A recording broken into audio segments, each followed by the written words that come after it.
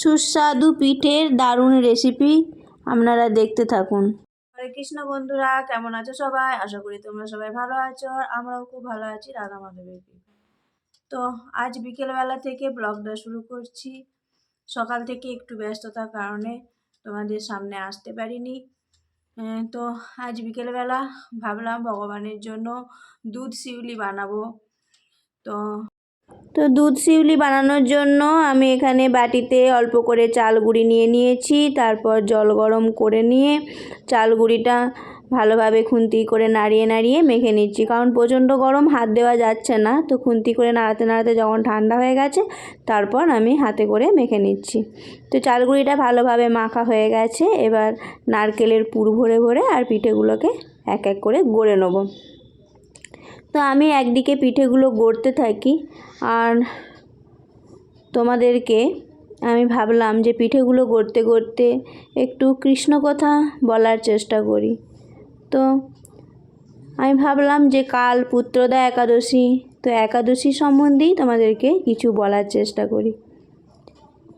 এই পুত্রদা একাদশী পালন করলে নিঃসন্তানের সন্তান লাভ হয়।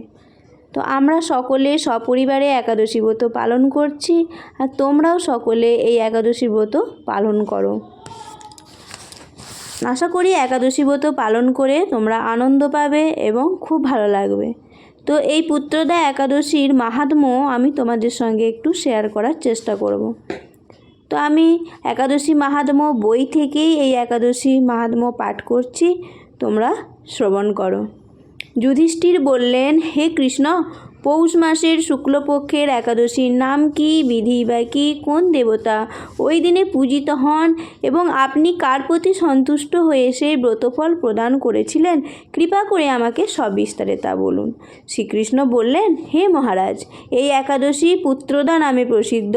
সর্বপাপ বিনাশিনী ও কামদা এই একাদশীর অধিষ্ঠাত্রী দেবতা হলেন সিদ্ধিদাতা নারায়ণ।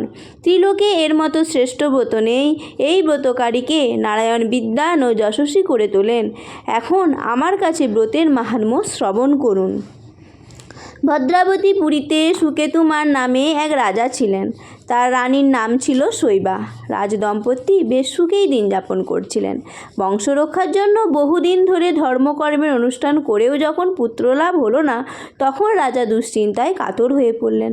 তাই সকল ঐশ্বর্যবান হয়েও পুত্রহীন রাজার মনে কোনো সুখ ছিল না। তিনি ভাবতেন, পুত্রহীনের জন্ম বৃথা ও গৃহশীর্ণ।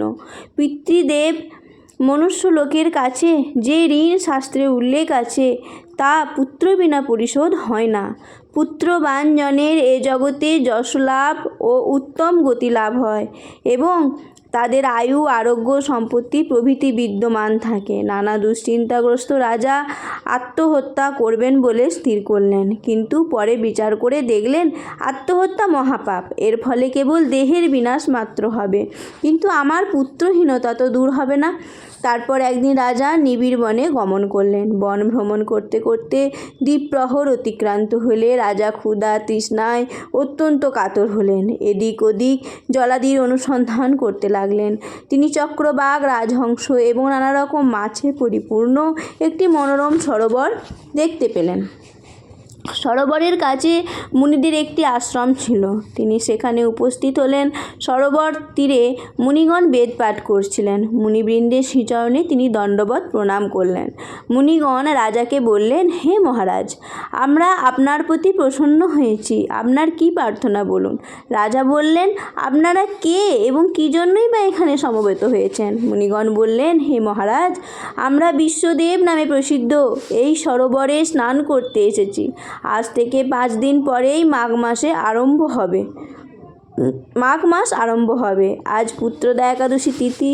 পুত্র দান করে বলেই এই একাদশীর নাম পুত্রদা। তাদের কথা শুনে রাজা বললেন, হে মুনিবৃন্দ, আমি অপুত্রক, তাই পুত্র কামনায় অধীর হয়ে পড়েছি।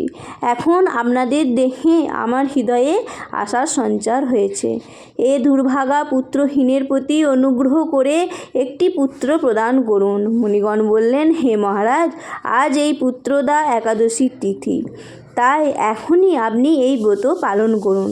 ভগবান শ্রী কেশবের অনুগ্রহে অবশ্যই আপনার পুত্র লাভ হবে। মুনিদের কথা শোনার পর যথাবিধানে রাজা কেবল ফল মূলাদি আহার করে সেই ব্রত অনুষ্ঠান করলেন। দ্বাদশী দিনে উপযুক্ত সময়ে শস্যাদি সহযোগে পালন করলেন। মুনিদের প্রণাম নিবেদন করে নিজ গৃহে ফিরে এলেন। ব্রত প্রভাবে রাজার যথাসময়ে একটি তেজস্বী পুত্র লাভ হলো। হে মহারাজ, এই ব্রত সকলেরই পালন করা কর্তব্য। মানব কল্যাণ কামনায় আপনার কাছে আমি এই ব্রত কথা বর্ণনা করলাম। নিষ্ঠা সহকারে যারা এই পুত্রদা একাদশী ব্রত পালন করবে তারা পুত নামক নরক থেকে পরিত্রাণ লাভ করবে। আর এই ব্রত কথা শ্রবণ কীর্তনে অগ্নিষ্টম যজ্ঞের ফল পাওয়া যায়। ব্রহ্মাণ্ড পুরাণে এই মাহাত্ম্য বর্ণনা করা হয়েছে। তো তোমাদেরকে একাদশী মাহাত্ম্য বলতে বলতে আমার এদিকে পিঠেটাও হয়ে গেছে। এবার নামিয়ে নেব, তারপর ঠান্ডা করে ভগবানকে ভোগ নিবেদন করব।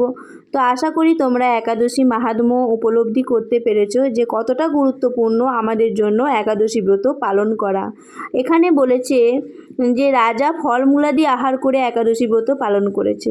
তা বলে তোমরা ভেবো না যে আমাদেরকেও ফলমূল গ্রহণ করেই একাদশী ব্রত পালন করতে হবে, তা কিন্তু নয়। কারণ আমরা হচ্ছি কলিহত জীব, আমাদের একটুতেই শরীর খারাপ হয়ে যায়। তো আমাদের শরীরে এত উপোস সাথ দেবে না।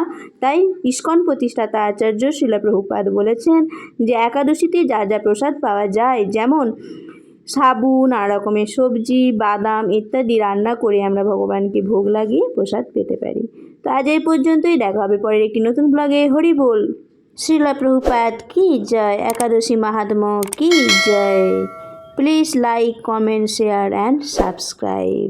হরে কৃষ্ণ।